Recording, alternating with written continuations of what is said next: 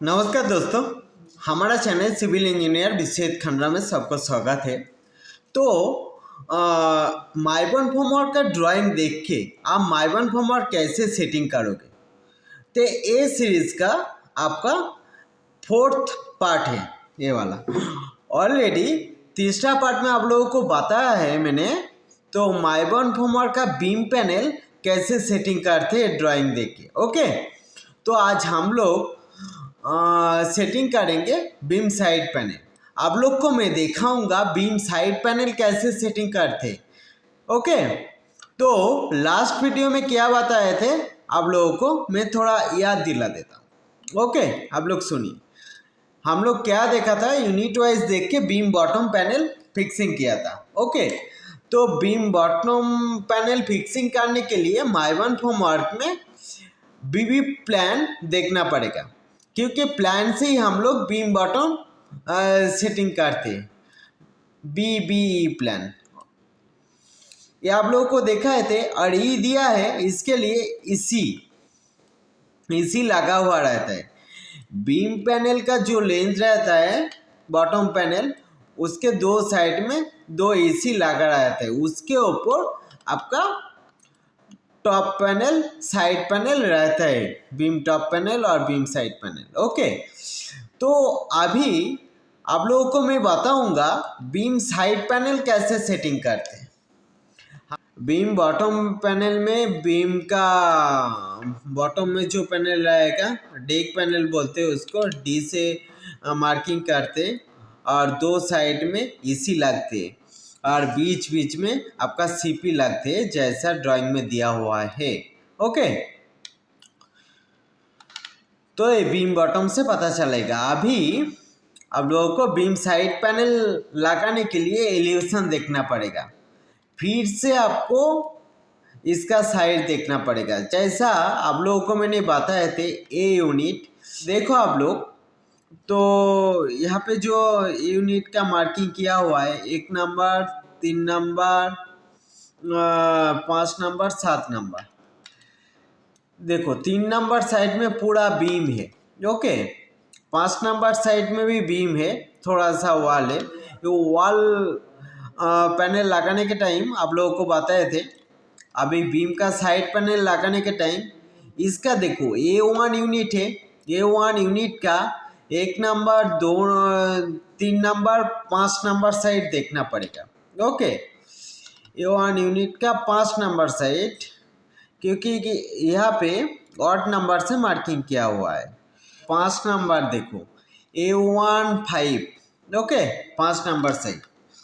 तो यहाँ पे देखो अभी बीम बॉटम का पैनल का ऊपर में लगेगा। ये तो आईसी हो गया, 505 का आईसी, उसके बाद 505/450, 505/500, उसके बाद 505 का आईसी, उसके बाद बीम का यहाँ पे कास्टिंग है, उसके बाद 150 आईसी पहले 495 ऐसे लगेगा। बीम बॉटम लगाने के बाद बीम बॉटम पैनल जो रहता है उसका दो साइड में एसी लगा हुआ रहता है, एसी का ऊपर ये सारे पैनल लगेगा। ओके, और देखो एक्चुअली बीम पैनल आप लगाओगे तो बीम का थिकनेस यहाँ पे मेन मैटर करते हैं। ठीक है, यहाँ पे देखो बीम का साइज दिया हुआ है 300/750 mm, और यहाँ पे देखो 230/750 mm। ओके, तो 300/750 mm बीम का साइज है। ओके, बीम का साइज जो काउंटिंग होता है ना, और स्लैब का टॉप से काउंटिंग होता है। देखो 300 बॉटम का, बॉटम जो डेक पैनल लगा हुआ है बीम का बॉटम में, वो 300 mm है, और 750 जो है बीम का हाइट है। ठीक है, बीम का हाइट कैलकुलेट होता है आपका स्लैब का टॉप लेवल से। तो आपको बताता हूँ बीम का हाइट कैसे। यहाँ पे देखो 300/750 बीम का साइज है। ओके, कैसे होता है आप लोग को मैं प्रूव करके दिखाता हूँ। अभी यहाँ पे देखो बीम बॉटम पैनल हम लोग जो लगाए थे, तो बीम बॉटम पैनल का बीम बॉटम पैनल का आपका विड्थ जो था 850D300, 850D300 मतलब 300 चौड़ाई था, 850 लंबाई था। 850 लंबाई है, 300 चौड़ाई है। यहाँ से आपको मिल गया 300 बीम का चौड़ाई है। और इसका हाइट कैसे मिलेगा? आपको एलिवेशन में जाना पड़ेगा, साइड में कौन सा पैनल लगा हुआ है वो देखने के लिए, क्योंकि बीम का साइड पैनल लगाने के लिए आपको एलिवेशन ड्राइंग देखना पड़ेगा। देखो ये वाला है आपका 495/600, ये हो गया बीम का साइड पैनल। उसके बाद जो आईसी लगा हुआ है ना, जिसको एसएल भी बोलते हैं, सॉकेट लेंथ, ओके, ये 125 mm का होता है। तो कितना हो गया? 495 हाइट हो गया बीम साइड पैनल का, उसके बाद 125 का एसएल, ठीक है। उसके बाद आपका स्लैब थिकनेस कितना दिया है यहाँ पे? आपका 130 mm स्लैब थिकनेस, तो 750 हुआ ना। देखो 495 में बीम साइड पैनल का हाइट है, उसके बाद 125 mm का एसएल है, उसके बाद 130 mm का कंक्रीट है, ओके, 750। तो 300/750 बीम का साइज हो गया ना। तो ऐसे आप लोगों को ध्यान रखना पड़ेगा फॉर्मवर्क लगाने के टाइम। तो बीम का साइज बराबर मेंटेन हो रहा है ना, ये आप लोगों को याद रखना पड़ेगा। अभी देखो बीम का साइड पैनल में वॉल टाई लगेगा क्या टाई रॉड लगेगा? दो कॉन्सेप्ट है। अगर आप यहाँ पे वॉल टाई यूज़ करोगे तो आपका बीम का साइड पैनल जो रहेगा उसमें वॉल टाई का स्लॉट रहेगा। अगर आप टाई रॉड का यूज़ करोगे तो वहाँ पे टाई रॉड का होल करना पड़ेगा आपको। देखो आप लोग यहाँ पे बीम का साइड पैनल जो है 750 mm तक है, मतलब 495 mm का बीम साइड पैनल यूज़ किया गया है और दोनों साइड में इक्वल पैनल दिया हुआ है। तो यहाँ पे वॉल टाई यूज़ करना है आपको। ये जो आप लोग देख रहे हो ना छोटा बीम के लिए आपको वॉल टाई का जोड़ी नहीं है। इसमें क्या है आपका, तो 375 mm बीम का हाइट है, तो 130 mm स्लैब का थिकनेस है।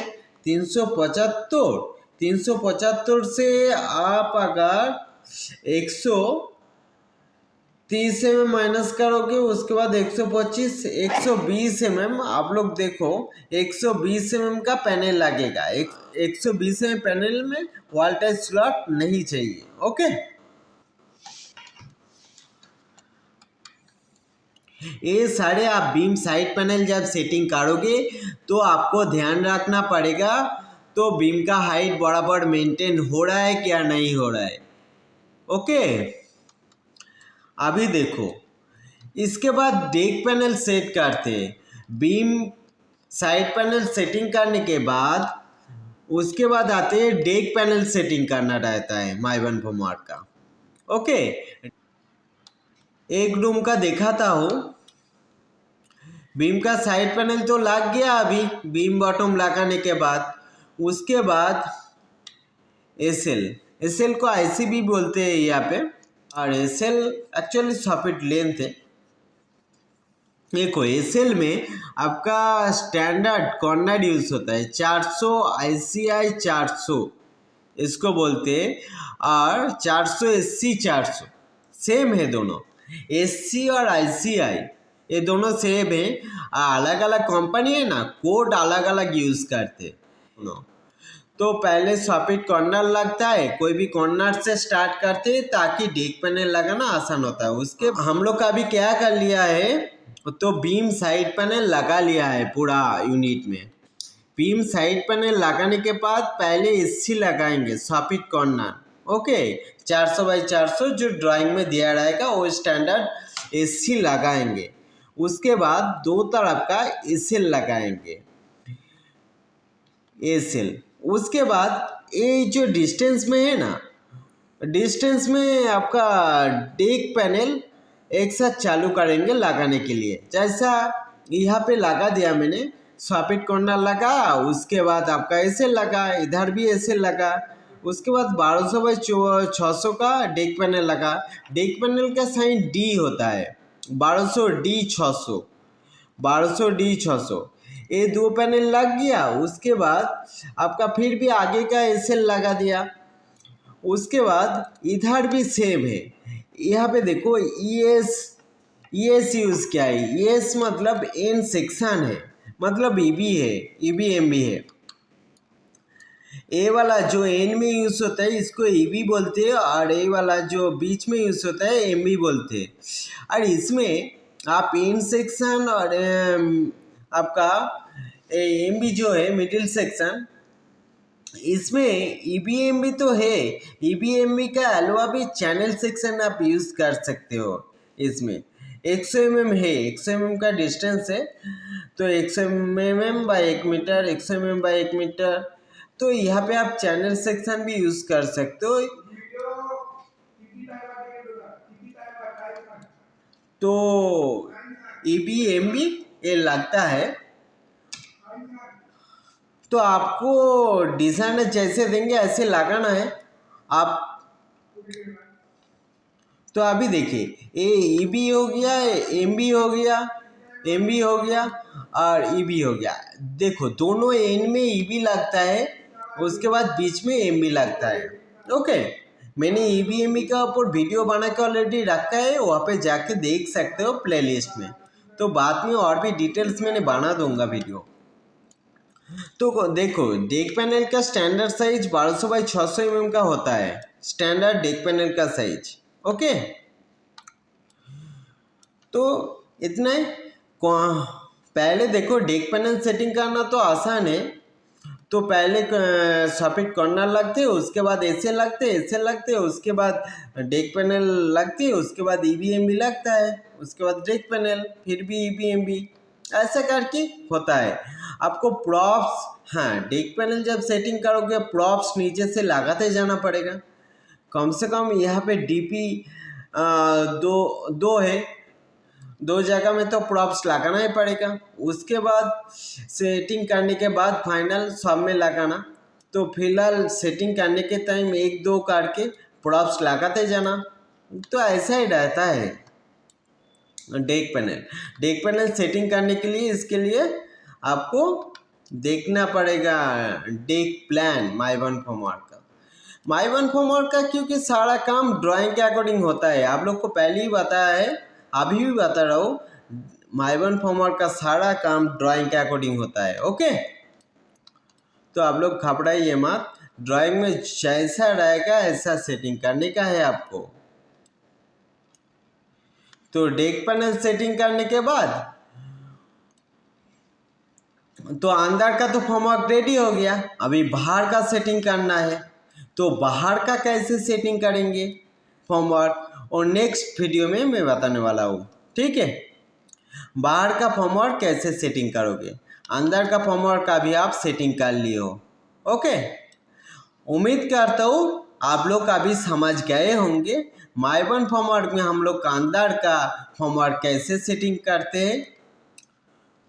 नेक्स्ट वीडियो में आप लोगों को बताऊंगा बाहर का फॉर्मवर्क कैसे सेटिंग करोगे, आउटर फॉर्मवर्क बिल्डिंग का। ओके, तो इसमें किसी का कुछ डाउट रहेगा तो आप लोग मुझे कमेंट करो, और वीडियो अच्छा लगे तो लाइक कमेंट शेयर कर दो। मिलते हैं नेक्स्ट वीडियो में।